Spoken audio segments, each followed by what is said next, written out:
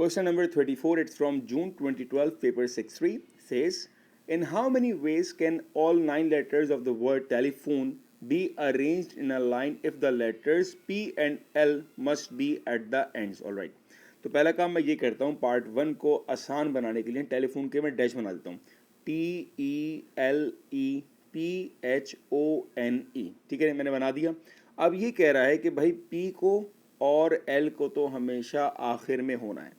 मेरे पास कोई रिपीटेशन हो रहा है यहाँ पर, देखें मेरे पास ई आ रहा है 1, 2 और 3 दफ़ा ई आ रहा है। इसके अलावा और कोई लेटर मेरे पास TELEPHONE और कोई लेटर मेरे पास रिपीट नहीं हो रहा, ठीक है जी।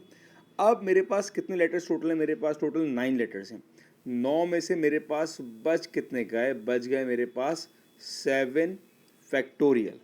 अब उसने ये नहीं कहा कि पहले P हो या फिर पहले L हो। इसका मतलब क्या हुआ कि ये दोनों आपस में स्वैप हो सकते हैं, ठीक है ना। यहाँ पर L आ सकता है, यहाँ पर P आ सकता है, ये भी पॉसिबिलिटी है।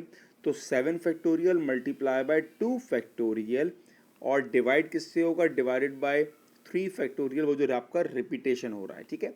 तो जब आपने सॉल्व किया you will get the value of 1680, ये आपके पहले पार्ट का आंसर।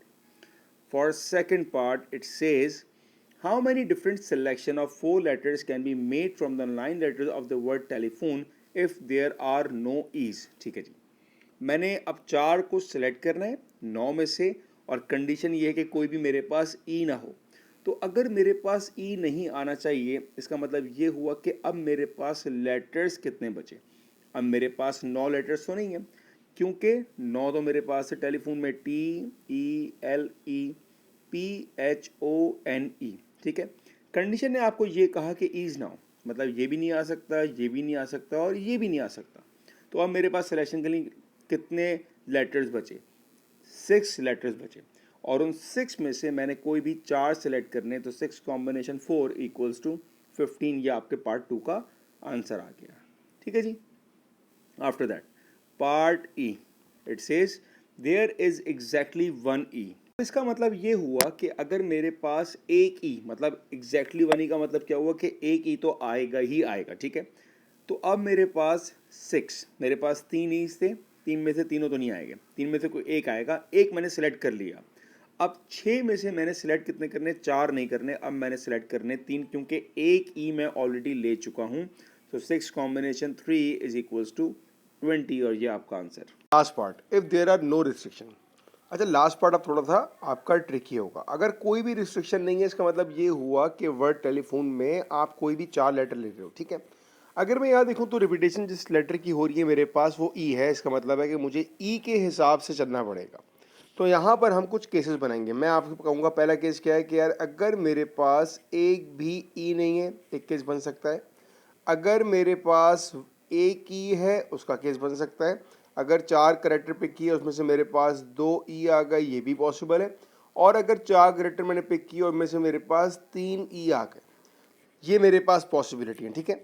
तो पहला केस, अगर तो मेरे पास कोई भी ई ना हो, ठीक है, देयर आर नो ईज वाला पार्ट हम कर चुके हैं, उसका आंसर हमारे पास आया था 15।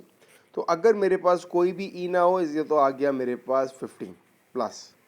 अगर मेरे पास एक ई हो, जैसे कि हमने पार्ट 3 किया था, अगर एक ई होगा इट विल बी 20, ये दूसरा केस।